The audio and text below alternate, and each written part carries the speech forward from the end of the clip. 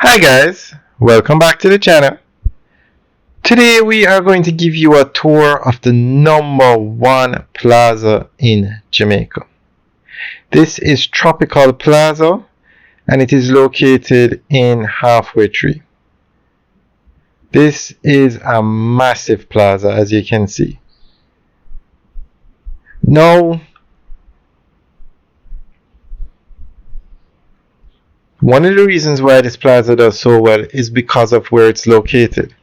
It is located right next to the bus terminal in Halfway Tree, and 250,000 people a day pass through Halfway Tree. It is the busiest place in Jamaica.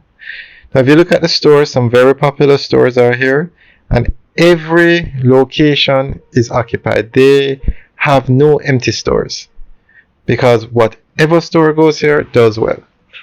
Now, we have a formula for a successful plaza in Jamaica, but this plaza does not follow that formula for one reason: because it has so much traffic. This plaza has more traffic because it's located it's located in Halfway Tree. So the formula is you need three things. One, you need to build a plaza in a populated area. This one is covered. It's built in the busiest place in Jamaica.